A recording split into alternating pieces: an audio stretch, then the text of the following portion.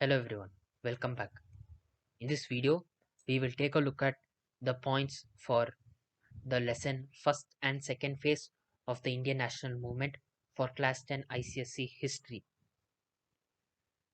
First, we have the beliefs of the early nationalists or the first phase. They believed that the British were just and fair in their methods and that they wanted to help the Indians. They wanted to work within the legal framework, thinking that it would please the British and encourage them to provide better reforms for India.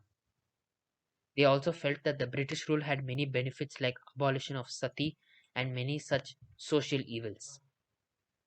They also believed that British would aid in helping India attain self-government and that they wanted to help in the development of India as a nation.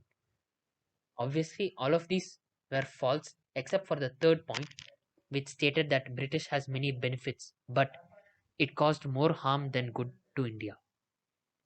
The methods that were used by the early nationalists were the 3P, that is, prayer, petition, and protest. They did not want to use any violent means. They always worked within uh, the books, that is, they used only legal means, and they did not allow for agitation of people, as they felt that if this had happened, the British would suppress them and not help in their development any further. The early nationalists mainly consisted of the educated classes and upper classes, and hence it did not have the opinion of the whole of India. This is why it was not very successful. Some of the mistakes made by the early nationalists in their approach were that they did not have any mass movement, which is why they were practically powerless. They placed blind faith in the British without having any proof that they were good people. They did not stay strong on their word and accepted whatever the British had told. And if they didn't like it, the maximum that they did was protest peacefully. This gave the British confidence that they can continue ruling the way they did because these people cannot harm them in any way. And the early nationalists also limited the national movement. They confined it only to their own regions, which is why it did not become a nationwide attempt to free India or give India self governance.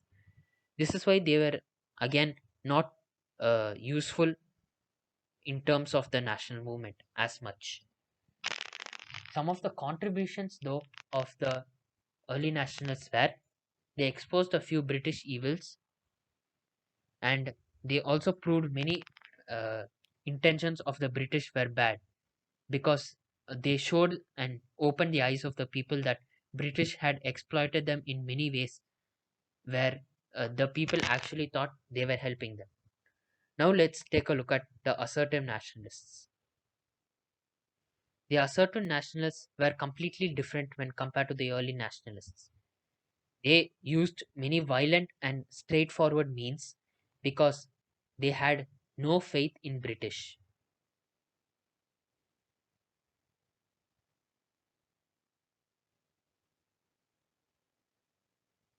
They demanded complete independence, that is Swaraj. They did not accept any partial government or dual government methods to be implemented in India. They wanted complete freedom from the evil British rule. They also adopted boycott as one of the main features of their national movement. Boycotting means uh, throwing away or burning any foreign good. Another important point for assertive nationalists was that they involved the masses, due to which they were very powerful. The British had become very alarmed when the assertive nationalists rose to power in the INA because this was a major threat to their position in India in terms of political power. They started many powerful movements like the anti partition movement that avoided the split in Bengal to maintain the Hindu Muslim unity.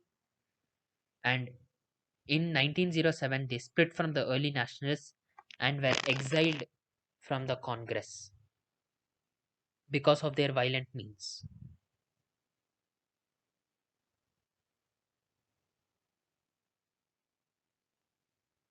This split in the Congress between the two categories came to be known in history as the Surat split. That's it for this video. I hope it was useful. In the next video, we will take a look at the mind map for the chapter President and Vice President for Class 10 ICSE Civics. Thanks for watching.